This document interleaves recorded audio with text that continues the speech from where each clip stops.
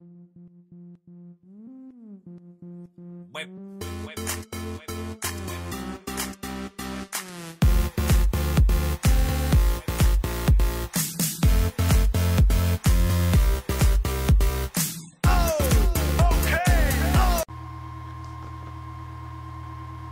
lidi, zdraví vás Tony. Jsme na hře Shakes of Fidget a trochu vám přiblížím, jak se tady orientovat a takový. Takže vytvoříte si postavu, tady dát normálně klasický kluk holka. Jo, lidi ti mají, to je jedno úplně. Tady si vyberete, jestli chcete válečníka, kouzelníka, střelce. Tady normálně si vyberete, jak bude vypadat. Si ho tady můžete tady nalosovat. Tak. Pak se, jak se zaregistrujete, jo, počkat, vlastně, ještě vám to můžu položit. Tady si vyberete postavu, třeba se bude jmenovat No Name. E-mail si dáte třeba, jaké máte, takže tečka třeba .cz, heslo, tak, tohle souhlasíte všechno, tak.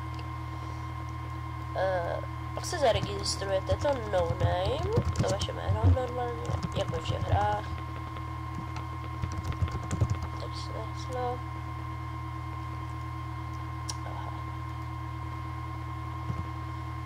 Tak.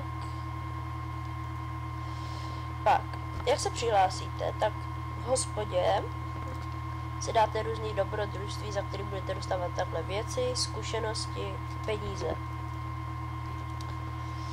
Za peníze si můžete kupovat ve zbrojírně věci a normálně si kupujou, že přetáhnete k sobě. Já to ale nechci, tak to vyhodím. No tak ve zbrojně si kupujete brnění, prostě oblečení a zbraně. A v čaroobchodě si kupujete elixíry, což je hodně dobrý mít elixíry a nějaký ty náhrdelníky, náramky a talismany třeba. V aréně si můžete dát souboj s někým, ukážu. Nedám to. No, souboj.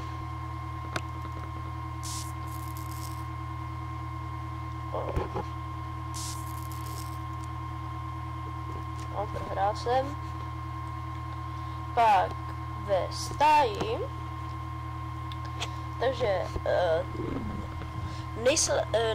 to vám pomůže, když budete na dobrodružství, tak budete mít menší čas, se vám bude dělat dobrodružství. Kráva je nejslabší, pak je kůň, pak tygr, toho mám skoro vždycky, a tohle už je pro houbičkáře, jo, zlaťáky, to je 100 stříbrňáků.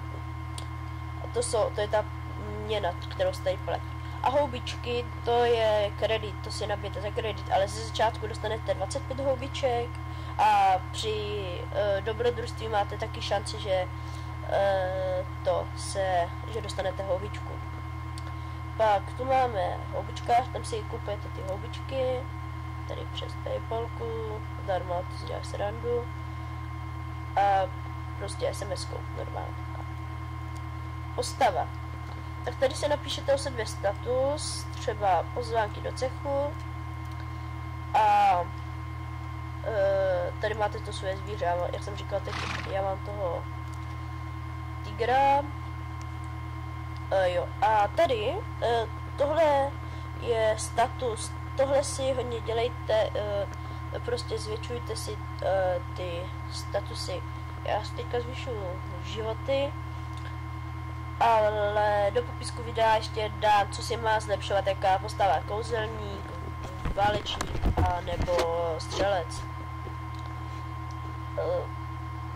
V poště si napíšete prostě něčí, prostě vám, když na vás někdo zaútočí, tak se vám to zobrazí.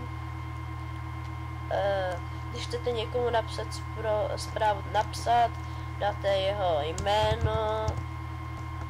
Tak, tady jsem našel něco náhodného, lalala. A napíšete mu, jak se máš. On vám normálně odepíše. Dáte odeslat. No, normálka. Cech. To se tam můžete zaregistrovat. Můžete si buď vytvořit za 10 zlaťáků svůj cech, anebo se zeptat vůdce cechu, nějakého, co si najdete, to vám ukážu, kde to najít. Se ho zeptat, jako jak a co, jestli vás přijme nebo nepřijme, anebo si vytvoříte ten vlastní cech. A tady Síň slávy, no tady si právě najdete ty cechy. Tady budete třeba vám bude líbit nějaký cech, sakra. Třeba s nějakým dobrým jménem. Třeba Simpan, co tady je.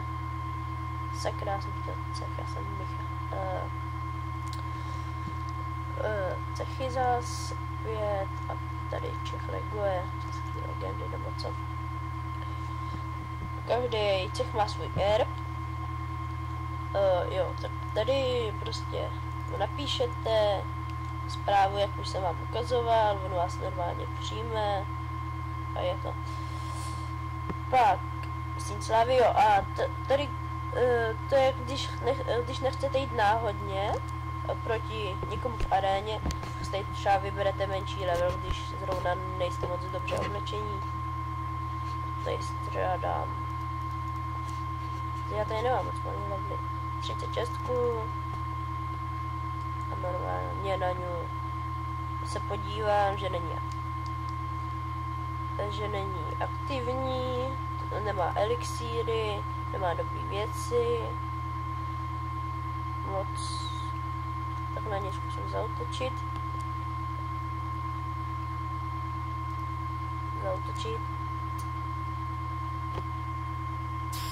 Tak, už jedem. No, zaplně, měl první ránu. Podzemí, jo. V 10. levelu byste měli dostat klíč od prvního patra podzemí. To jsou prostě takový vedlejší dobrodružství, z kterých padá hodně zkušeností a dobrý věci, epiky se tomu říká. Já tady mám, teďka jsem dneska už dal 3 podzemí, tak zkusím jít třeba proti tomuhle, nedám, ten nemám dobrý. No, zabije mě, to nemám.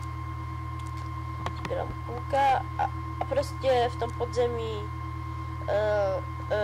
až to budete mít všechno, tak byste měli dostat další 2 postavy, až tady prostě si budete moct starat o 2, třeba tohle přitáhnete na tu druhou postavu a tak dále.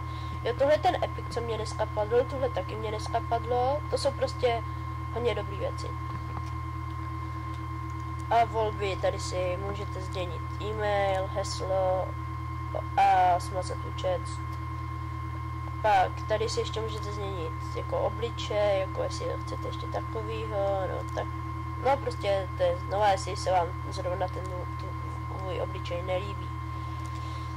Tak to by mohlo být vše. Já si teda dám nějaké to dobrodružství. Doufám, že vám to pomohlo a příště si ukážem, nevím co, napište do komentářů. Aloha!